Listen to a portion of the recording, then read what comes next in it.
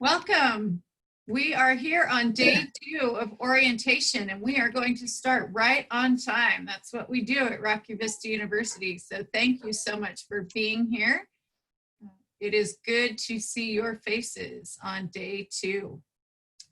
This morning, we are going to get started with our mental health and wellness presentation, R for Resilience. And I'd like to introduce your presenters, Dr. Harmon and Karen Robinson. Dr. Harmon serves as the Mental Health and Wellness Counselor for Rocky Vista University Southern Utah campus. She graduated from the University of California, Irvine. She's been in practice for a little over 30 years and uses a combination of formal education, specialized training, and extensive practical experience. She communicates effectively at all levels with individuals of diverse and varied backgrounds and disciplines. Kathy's been married for 20 years and has 4 children and possesses a unique understanding and sensitivity toward medical students with sound clinical judgment, as her son is an osteopathic physician that recently graduated from Rocky Vista University, Colorado campus. She is acutely aware of the struggles and concerns that medical, married, and single students go through professionally and personally, and is excited about working with the students at Rocky Vista's newest campus in Southern Utah. Karen Robinson serves as the Mental Health and Wellness Counselor for RVU's Colorado campus. She graduated from Mississippi State University with a Master's of Science degree in Clinical Mental Health Counseling. She practices primarily with the cognitive behavioral approach, integrating aspects of cognitive behavior therapy, acceptance and commitment therapy, and dialectic behavior therapy.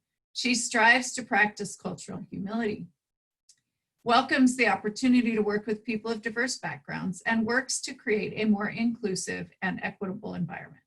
She lives with her husband and dog and enjoys cultural events such as theater, concerts, and festivals.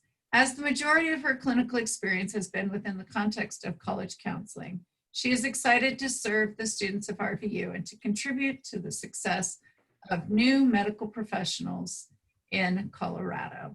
And with that, I will turn the time over to Dr. Harmon and Karen Robinson.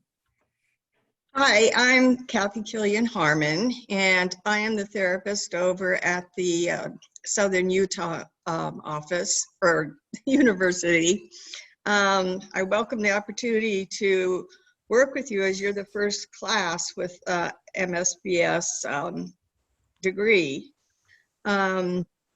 I'm available Monday through Friday, 8 to 5. I have kind of what you call an open door policy. You can make an appointment through the website, or you're welcome to just come to my office, and if I'm available, I'd be happy to talk to you then. So I welcome all of you, and good luck.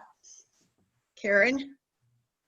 Hi everyone, I'm Karen. I am the Mental Health and Wellness Counselor on the Colorado campus, and we've got a presentation for you this morning, so without further ado, I'll just go ahead and share my screen and we'll get started on the presentation.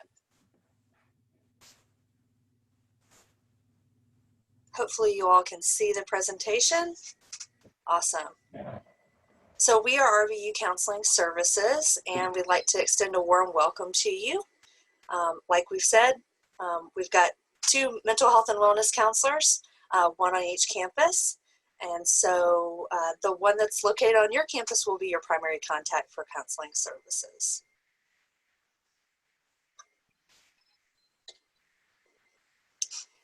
I'll also have this slide at the end of our presentation, but here's our contact information. We also both have websites that are through the Student Affairs links on current students. You can navigate there from the homepage, rvu.edu, or you can also just reach out to us individually, either through email or through phone. I'd like to start this presentation by just kind of briefly touching on resiliency and what resiliency is. As you see, there's an image here of a bouncing ball, which I think is a good metaphor for what resiliency is. It's really the ability to recover and cope in the face of adversity. It's the ability to bounce back even when things are hard, when we experience a challenge or a setback or an adverse life event. One way that we can view resiliency is as emerging from an interaction between an individual's risk factors and protective factors. And in this sense, we really define risk factors as stressors that the person might be experiencing, adverse events that they may be experiencing or have experienced in their life, or any traumas, either big T trauma or little t trauma. Protective factors are really anything that enhance a person's ability to recover from stressful life events. These might be skills that you already have, skills that you'd like to develop, personal qualities that you already have or personal qualities that you'd like to develop, the choices that you make in life, the relationships that you foster, communities that you're a part of, or support networks that you build for yourself. And I'd like to already congratulate you because obviously every single person that's in this class is already a very resilient person. You have been able to be admitted and embark on a new degree program in the midst of a pandemic. I think that's a pretty adverse event, and everybody should congratulate themselves for for being able to show that resiliency already. One thing that we'd like to talk to you a little bit more specifically today about is creating some resiliency for yourself around burnout. We know that burnout is something that medical professionals in particular are very vulnerable to. And this may be because of the system that you find yourself working in. And so we would encourage you all to begin to build your protective factors against burnout and reduce some of your risk factors. So you may wonder, like, what is burnout? We probably have all heard that phrase or that word before, but it has actually been studied, and it's a psychological construct that really consists of three different elements. The first element is emotional exhaustion.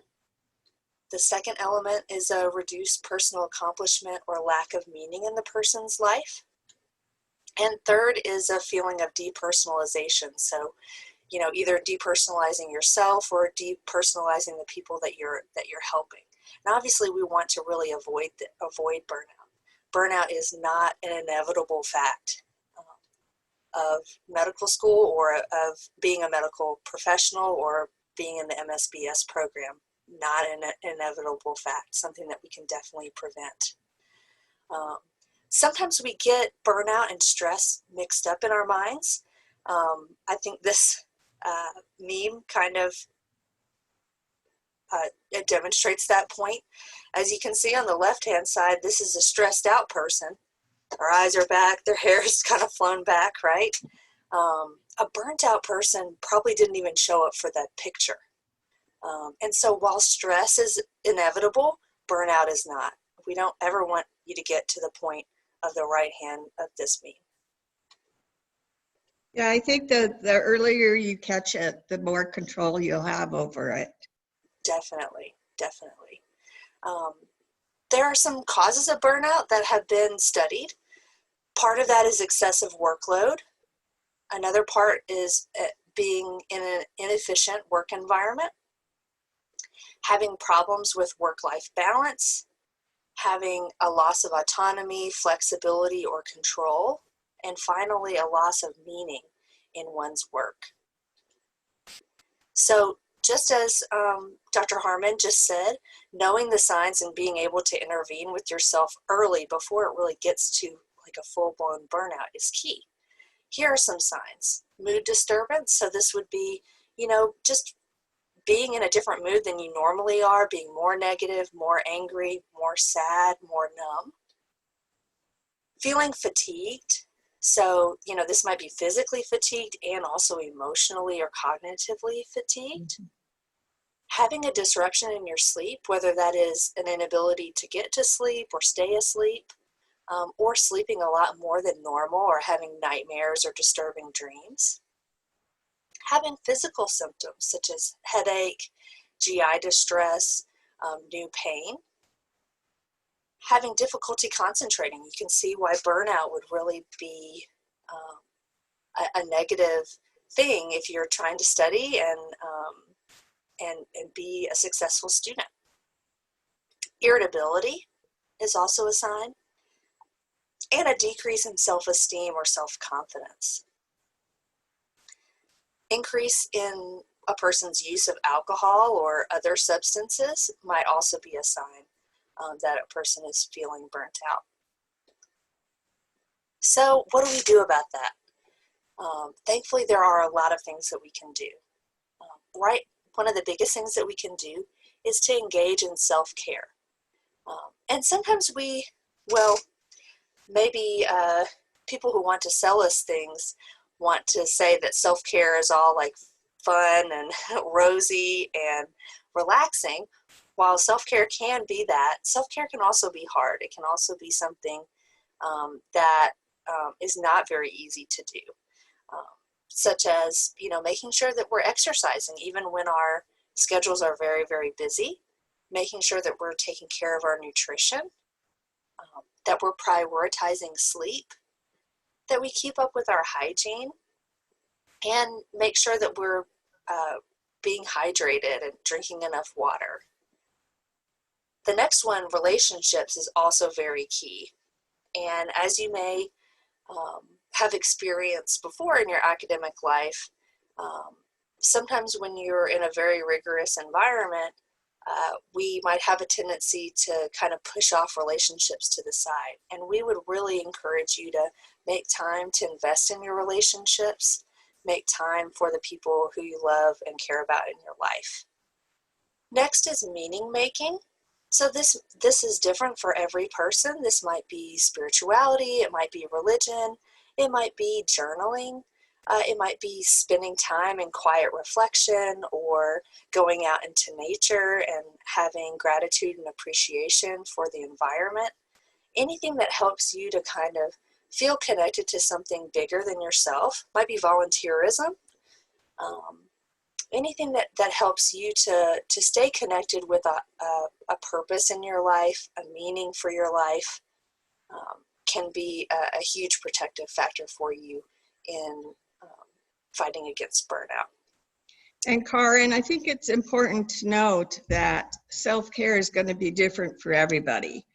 Going for a hike is not necessarily a self-care thing for one person, whereas a bubble bath may not be for someone else. So it really is different for everybody. Yeah, and so it's really important to find your unique self-care routine and to even recognize that your self-care routine may change throughout your life or throughout, the different phases that you are in your academic work.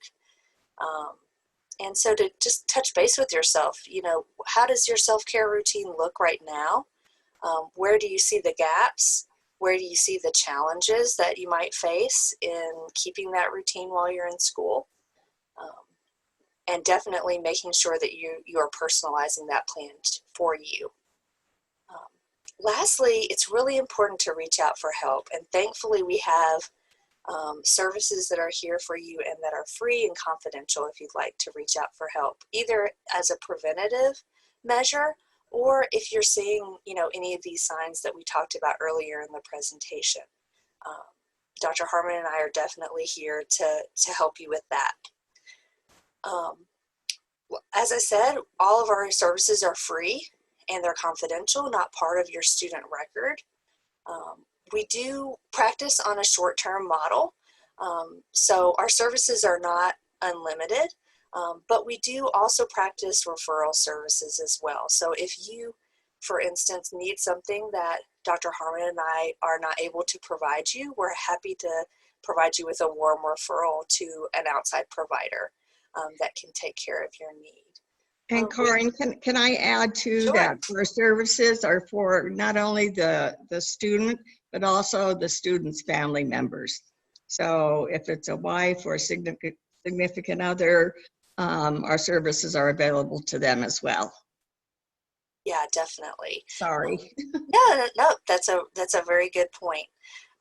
We also provide crisis intervention services if there are emergency situations that you may encounter or urgent situations that you might encounter.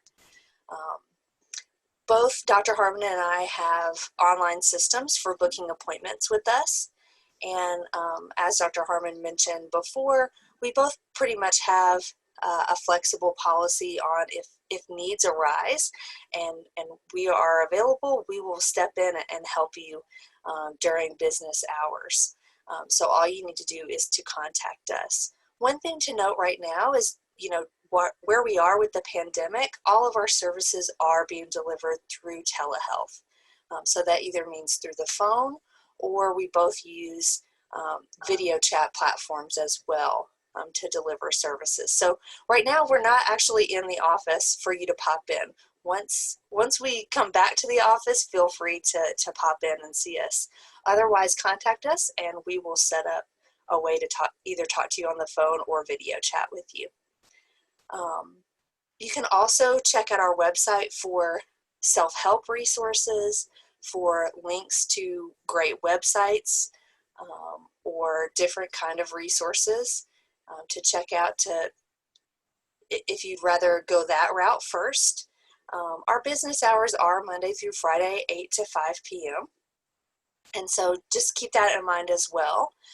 But we know that, life happens outside of Monday through Friday, 8 to 5 p.m. And sometimes we need help outside of those hours. So thankfully, we do have a great service called Student Link. And I would encourage everyone, if you have your phone handy, to just go ahead and bring your phone out and plug this number into your phone so that you have it at the ready if you or a peer ever needs this service. The number is 1-888-893-5462. And that service is available 24 hours a day, 7 days a week, 365 days a year. It's not meant as an ongoing service, but rather for urgent concerns or things where you might need to get in touch with a referral for different concerns that you might have. But this is staffed by licensed mental health practitioners, so we feel confident in the quality of the service that you will get when you call this number. And it is also confidential. Confidential and free. Mm-hmm. And you can access this from wherever you are. So if I guess you guys won't be going on rotational leave, but if you do ever find yourself, outside of the state or anything like that, you can definitely use this number as well. Another great number to know is the National Suicide Prevention Lifeline. This service works by routing you to the nearest crisis center.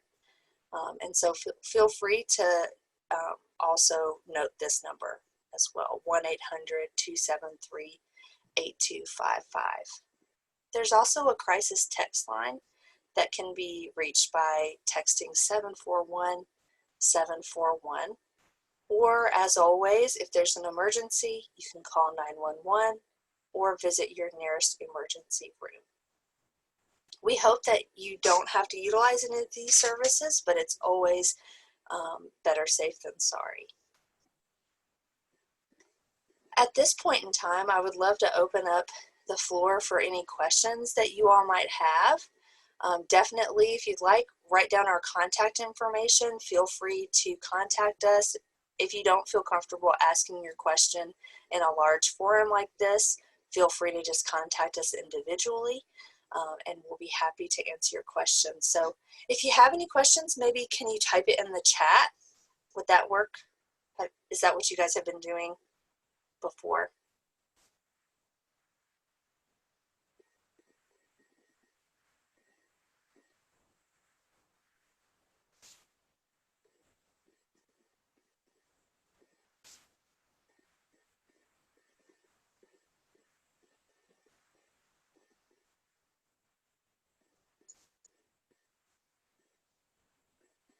I don't see a lot of questions being asked at this point. Feel free to keep asking them. One thing that we did note in this presentation is that Dr. Harmon and I also do a fair amount of outreach to you all as students. So you'll be getting emails from us. You'll see us post on the RVU blog. You'll see us post on Teams. You'll see that we'll host different events right now, mostly virtual events.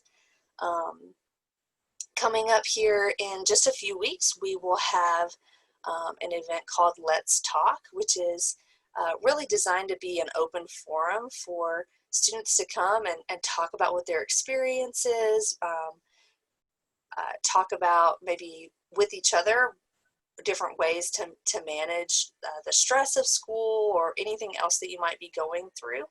And Dr. Harmon and I will be there to kind of facilitate that discussion and also chime in and give kind of our tips. We'll also be having a couples night. That's not happening until the end of October, but be looking for a calendar invite from us. That is, although it's called Couples Night, you can go even if you aren't a part of a couple, just to learn more about healthy relationships. We'll be having an outside speaker come in for that. And then we'll also be commemorating different awareness weeks, awareness months, different events there. So you'll also see us providing some education and some information on various topics related to mental health throughout the year as well. Excuse me, I have a question. Yes. My name is Rolando. When you said short-term services, how long does that entail? 5 sessions, 8 sessions, 3 sessions? We don't really, stick to like a certain number there, just because everybody is unique and everybody's individually. Everyone's individual. And so it's really going to depend on sort of what your concern is. Our recommendation to you is reach out to us and we'll talk about and be able to make an individual plan for you. Yeah, some people can resolve whatever's going on in one session, and others it may take 4 to 6.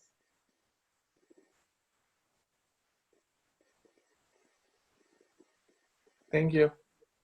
You're welcome. Thank you for your question, Rolando. Any other questions?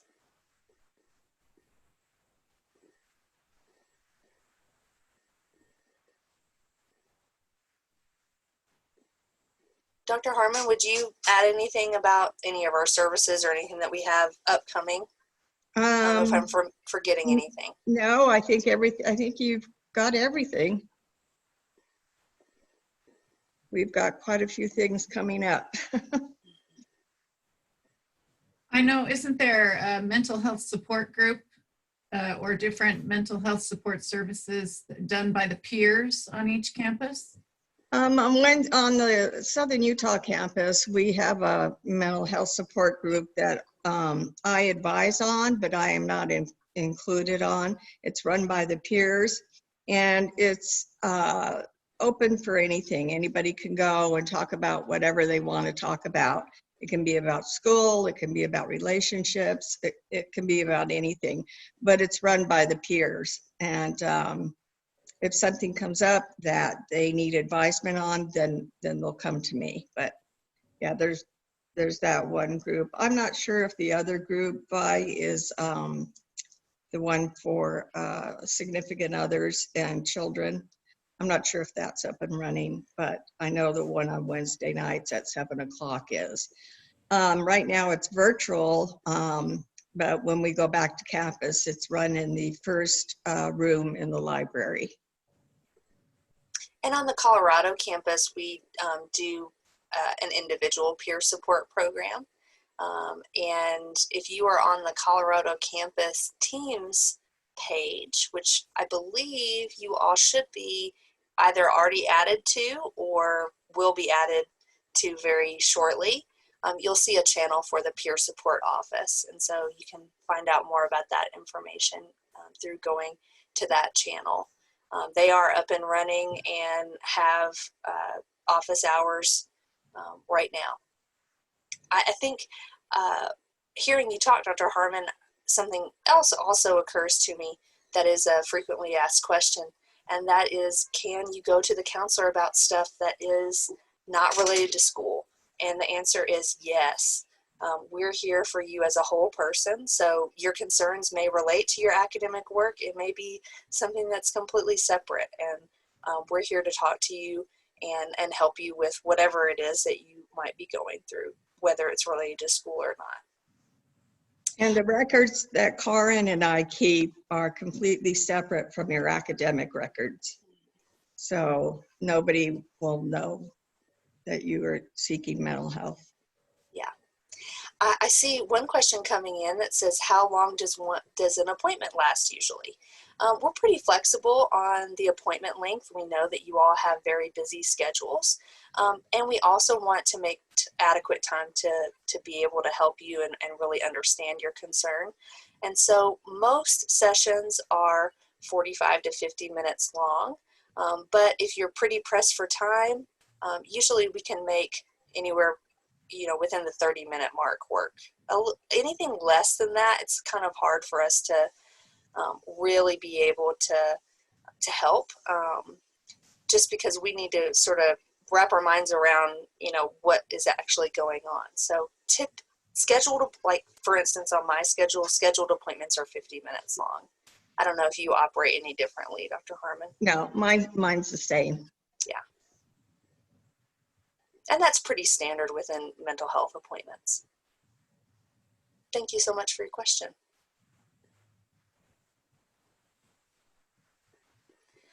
Another question.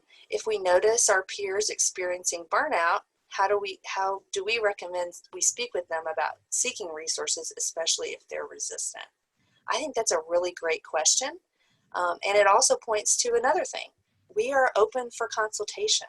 So if you have someone that you're worried about, feel free to reach out to us. You don't have to tell us who that person is, but you can kind of tell us, hey, I've got a friend, here's what I'm seeing, but they're really resistant to go.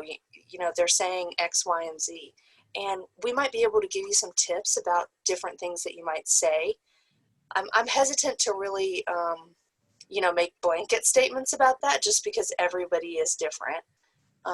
But definitely emphasizing that the services are free, that they're confidential, and that they're not part of the academic record might be really helpful if someone is kind of resistant to seeking services.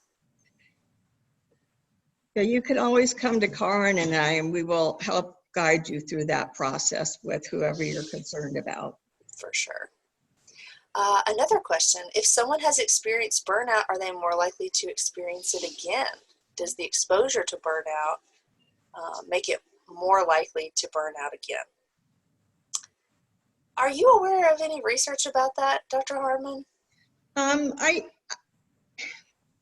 Not really. I think that if you have burnout and you learn to deal with it, you'll be more equipped to deal with it again if That's it what happens. I would think too.